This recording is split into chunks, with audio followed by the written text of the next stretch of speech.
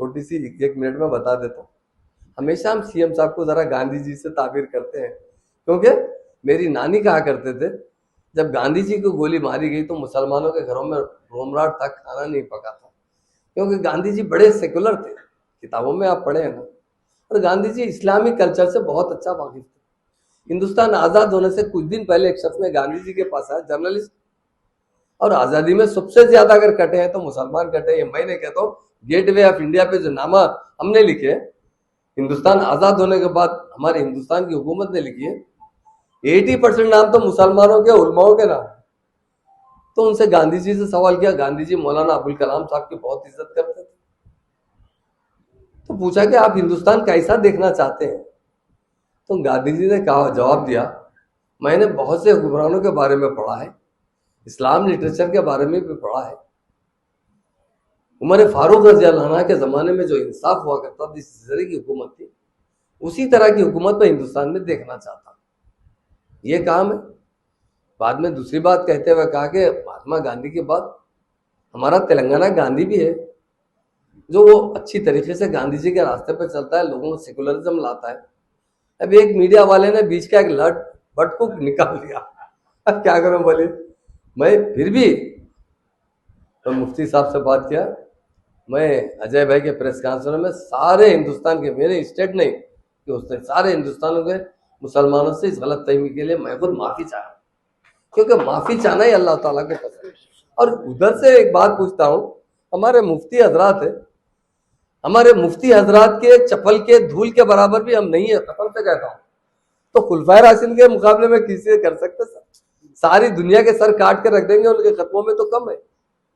अब एक शख्स ने, इलेक्शन का टाइम है, जो दूसरी पार्टी को सपोर्ट कर रहा है, और क्या करा, उसमें से कटिंग करके, क्योंकि हमारे सीएम साहब के बारे में कुछ गलतफहमी डालने के लिए कुछ, और असद साहब के बारे में डालने के लिए एक वीडियो डाल दिए थे वो साहब।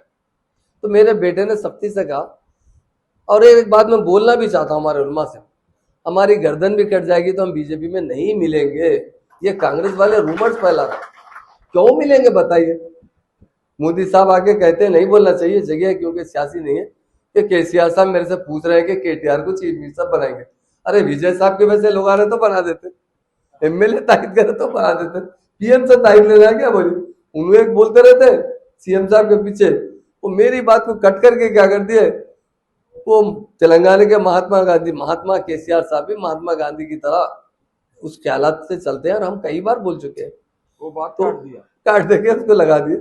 तो उसमें लोगों में थोड़ी सी गलतफहमी है। फिर भी किसी का भी जर्रा दिल में इतना बाल बराबर भी किसी को मेरी गुफ्तगू से ही अगर कोई आदमी उलटपट करने से भी तकलीफ हुई तो मैं उससे माफी चाहता हूँ। मैं आपका खादिम हूँ और आपके कदमों के पास रहने वाला हूँ।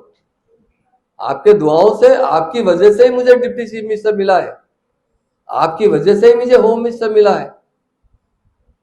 मुफ्ती साहब भी थोड़ा जानते हैं मुझे, मैं हलाल रोजी खाता हूँ, मैं टोटल, आप पूछिए अजय भाई से पूछिए, मैं हमारे उलमाओं का इतना एहतराम करता हूँ। हमारे उलमाओं की इज्जत के लिए मेरी गर्दन काट कर उनके खदमों में रख सकता हूँ। मैं इतनी बड़ी बदतमीजी किस तरह कर सकता हूँ, किधर के आगे किससे मिला सकता हूँ? मगर वो शख्स हमारे मुखालिफ था, जिस शख्स ने उनके टीवी के में बात कट किया हो। अब उसके बाद से हमारे लोग तो जो है थोड़ा सा जल्दी चले जाते, जल्दी तो लोगों में।